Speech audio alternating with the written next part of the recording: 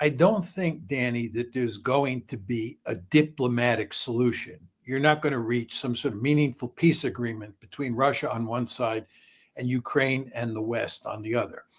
I think this war is going to be settled on the battlefield. And at some point, I believe it will stop. The Russians will be seen as the winner.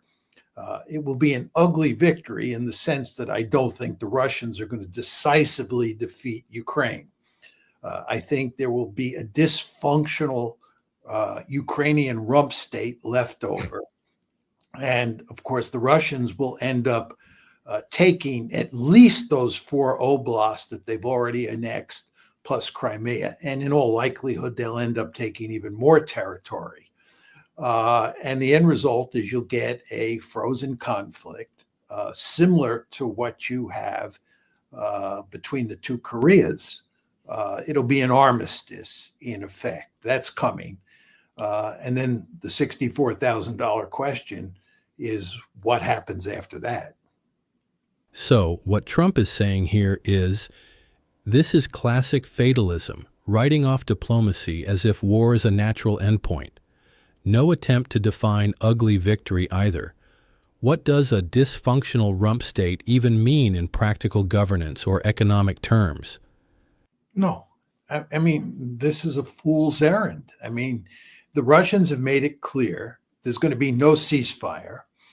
And what we need is an agreement. And that agreement has to accept the core Russian demands that were enunciated last June 14th of 2024. Putin laid them out to the Russian foreign ministry, and they've been repeated by Putin and his lieutenants on countless occasions. And we are not going to accept those terms. The Ukrainians are not going to accept those terms, and the West Europeans or the Europeans are not going to accept those terms. So there's going to be no ceasefire. And again, this is going to be settled on the battlefield. And by the way, just in terms of what President Trump is now doing, threatening secondary sanctions and so forth and so on, that's just making a bad situation worse. There's hardly any chance of diplomacy tamping down tensions between the West and Russia. We're just exacerbating the situation. This whole situation is ridiculous. Threatening secondary sanctions won't magically conjure peace. It's like waving a match near a leaking gas pipe and hoping for quiet. You're escalating tensions while pretending it's negotiation. Well, I don't think he's going to do it. I think it's all talk and he'll walk it back. Actually, I think the country that's most important in this regard is India. Relations between the United States and India were supposed to be terrific under Donald Trump because Trump and Modi, the Indian leader, have historically been good. But it's been all downhill since Trump moved into the White House.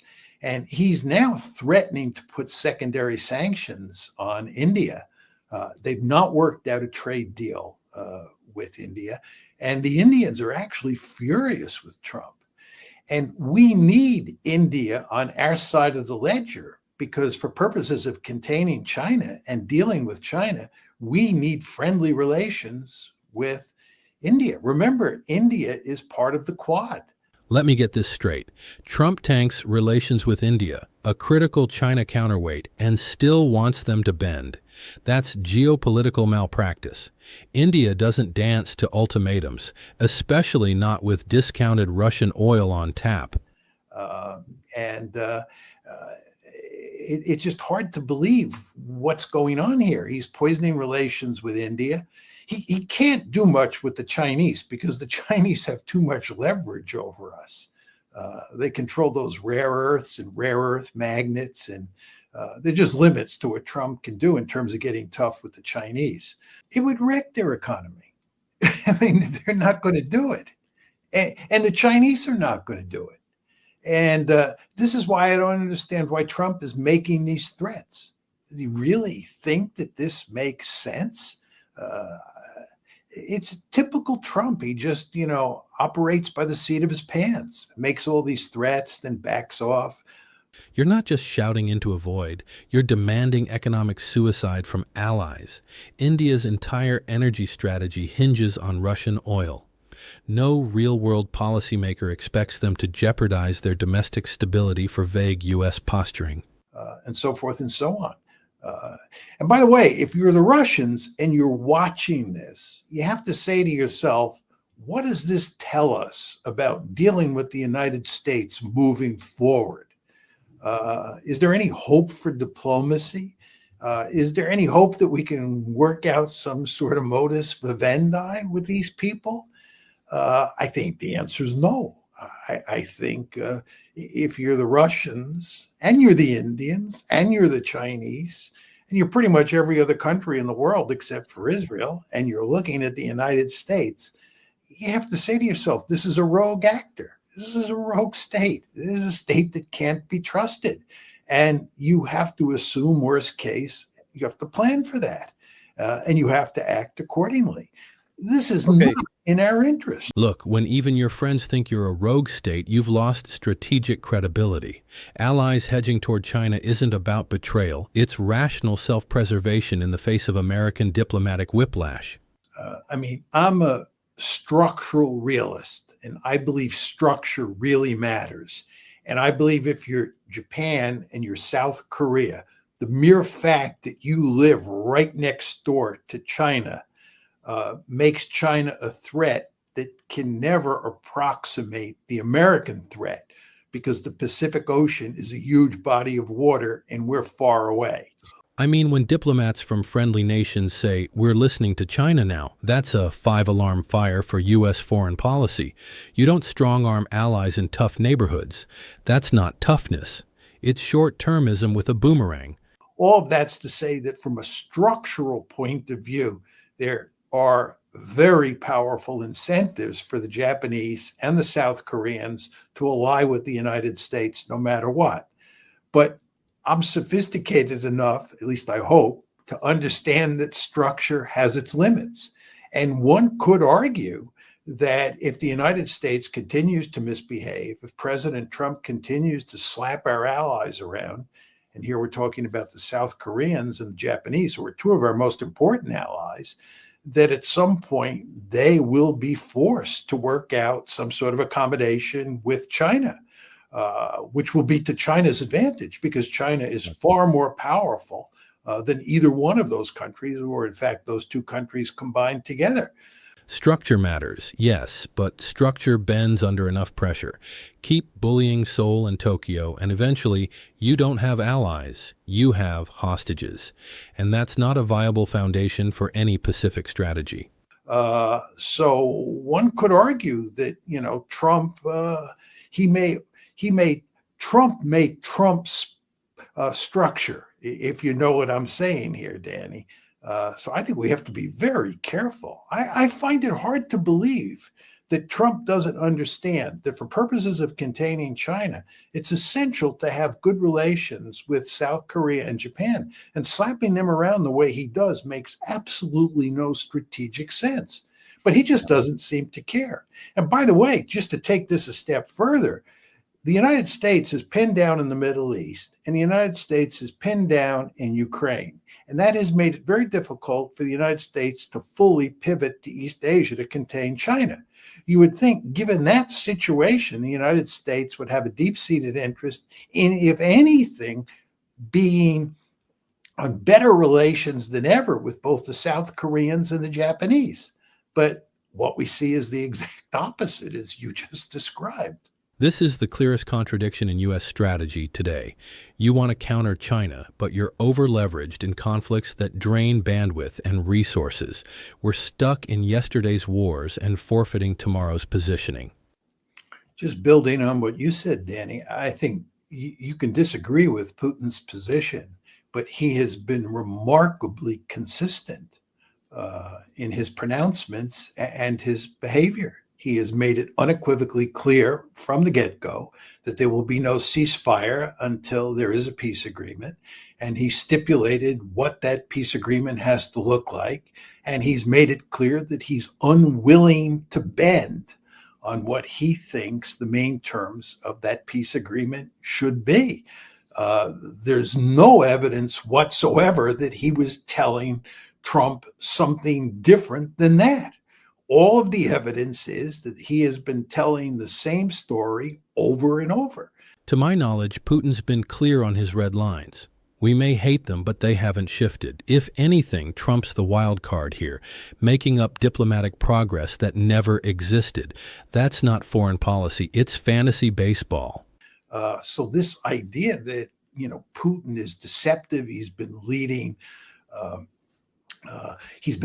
Trump down the primrose path, making it look like they were going to have an agreement and then welching on the deal at the last moment. This is nonsense. This is the kind of rhetoric we get from Trump because Trump just tells stories. Facts don't matter to Trump, right? He just, tells stories off the top of his head. And it's to his advantage, he thinks, to portray Putin as the good guy and himself as Putin is the bad guy and himself is the good guy. And that's why we end up in the situation that we're in. And we end up having to listen to Newt Gingrich spew this nonsense. Look, saying I thought we had a deal 4 times means one of 2 things.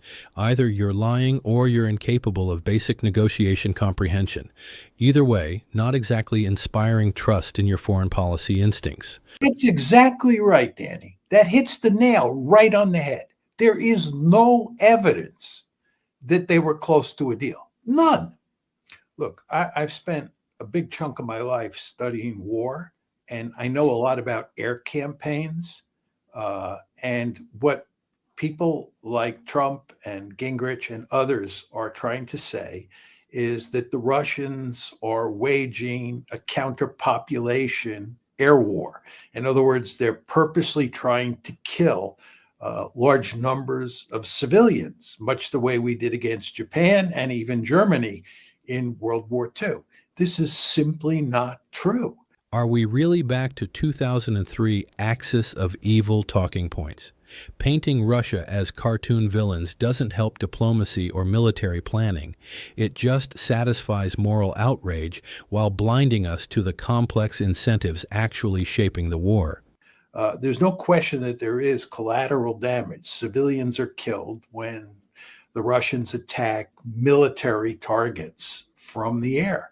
But if you examine the targets that the Russians are going after, and you look at the small numbers of civilians who are killed in almost all these attacks, it shows very clearly that this is not a counterpopulation air war. It's designed to take out military targets, not to kill civilians. And in fact, Putin has been criticized inside his own country for not waging the air war aggressively enough. But the fact is, he has limited the air campaign, which is extensive for sure. And again, it does involve killing some civilians in the form of collateral damage, a phrase I hate, by the way, but captures the essence of what's going on. But he's going after military targets. The numbers don't lie. If Russia truly aimed to flatten civilians, the death toll would be orders of magnitude higher. What's happening is ugly and tragic, yes, but this isn't Dresden 1945. Let's at least keep the rhetoric tethered to facts. 2 other points, Danny. And of course, I agree with what you say, but a lot of the fighting between the Russians and the Ukrainians has taken place inside of cities. And as you know better than I do, when you fight a war inside a city, the defender is going to go into buildings. The defender is going to go into apartment buildings. And the offender, which of course in this case is the Russians, is going to bring a lot of firepower to bear to get at those defenders who are in those apartment buildings. And in the process, civilians are going to be killed. Again, this is the whole point about collateral damage. And the second point I would make is I actually believe that the Ukrainians have ended up killing a substantial number of civilians themselves. And I think this often happens when you have a war between 2 sides. The defender sometimes ends up killing some of its own people. Urban warfare is messy, always has been. When defenders hide among civilians, the attacker's hands aren't clean, but neither are the defenders. Pretending one side's a saint and the other a demon just insults our collective intelligence. But the more general point, which is supported by what you said, is that if you look at the everyday reports that are coming out on these air assaults by the Russians, it's actually quite striking how few civilians are killed. I think it's deeply regrettable that any civilians are killed, and I don't want to make light of that fact. But you will read the Russians launched this major attack, and Ukraine is saying 13 civilians were killed. Well, if 13 civilians were killed, you can't say this is the equivalent of Hamburg or Dresden or Tokyo in March of 1945. It's nothing like that, right? This is a bombing campaign that's aimed at military targets. We can hate Russia's actions and still admit this isn't total war. The restraint, whether strategic or logistical, matters.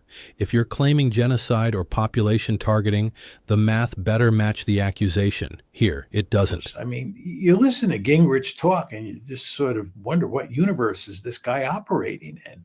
I mean, the fact is we don't have a substantial amount of weaponry to give the Ukrainians. Pure and simple.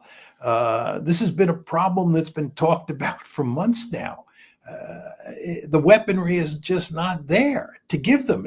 It's not like Trump has all of this weaponry sitting on the shelf and all he has to do is reach up and grab it and ship it off to the Ukrainians and in the process get our European allies to pay for it and we all live happily ever after. I mean, this is nonsense. We don't have the weaponry. I mean, what planet is he on?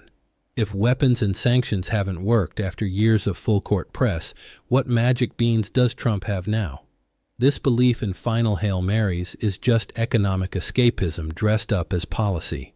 And furthermore, as you and I have talked about before, at this point, it appears that the biggest problem that the Ukrainians face is actually not weaponry. It's not to say weaponry isn't a huge problem, but the biggest problem they face is manpower.